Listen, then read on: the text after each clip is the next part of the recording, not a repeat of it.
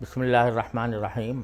آج کل دنیا بھر میں کورونا وائرس کی وبا کا چرچا ہے اور یہ کہا گیا ہے کہ یہ پوری دنیا کے اندر پھیلی ہوئی ہے اور مزید پھیل رہی ہے۔ اس کو روکنے کے لیے اور اس سے بچنے کے لیے احتیاطی تدابیر اختیار کرنا بہت ضروری ہے، اور بعض حضرات یہ سمجھتے ہیں کہ یہ تدابیر اختیار کرنے میں توکل کے خلاف ورزی ہوتی ہے۔ یہ بات صحیح نہیں ہے۔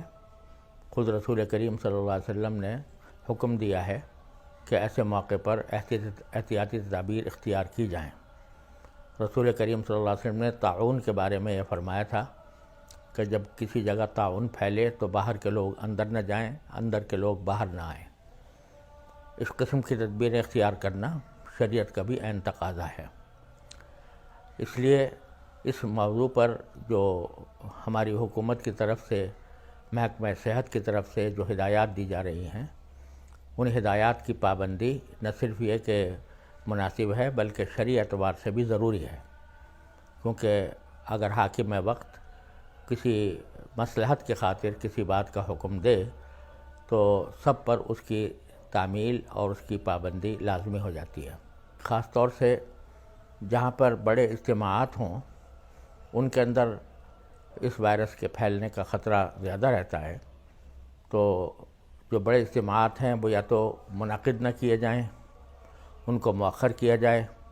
جیسے شادی بیاہ کے اجتماعات ہیں، تو ویسے بھی شادی بیاہ کے اندر سنت یہی ہے کہ اختصار اور سادگی کے ساتھ وہ تقریب منعقد کی جائے اور کوئی بڑا اجتماع نہ کیا جائے۔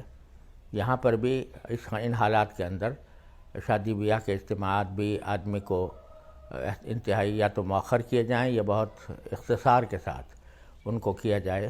جمعہ اور جماعتوں کے اندر بھی اس بات کا خیال رکھا جائے کہ جو سنتیں ہیں وہ آدمی گھر میں پڑھ کر آئے، اور نماز کے بعد کی جو سنتیں ہوتی ہیں وہ بھی گھر میں جا کر پڑھے، مسجد میں نہ پڑھے، کیونکہ ویسے بھی گھر کے اندر سنتیں پڑھنے کا ثواب زیادہ ہے، زیادہ وہ افضل ہیں۔ اور دوسرے یہ کہ وضو بھی گھر سے کر کے آئیں، اور ائمہ حضرات بھی نماز جمعہ میں بھی اور دوسری نمازوں میں بھی اختصار سے کام لیں، چونکہ ضرورت کے وقت میں مختصر قرأت ہی بہتر ہے۔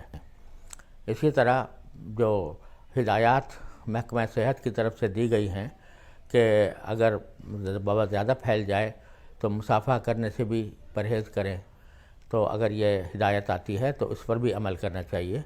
جتنے ایسے کام ہیں جو فرض اور واجب نہیں ہیں ان کو اس وبا کے سلسلے میں چھوڑنے میں کوئی مذاقہ نہیں ہے، اور اس کا بہت اہتمام کرنا چاہیے، کیونکہ یہ اپنے لیے بھی بہتر ہے اور اپنے ہم وطنوں کے لیے بھی ان کو وبا سے بچانے کا ایک طریقہ ہے جو رسول کریم صلی اللہ علیہ وسلم کی ہدایات کے عین مطابق ہے۔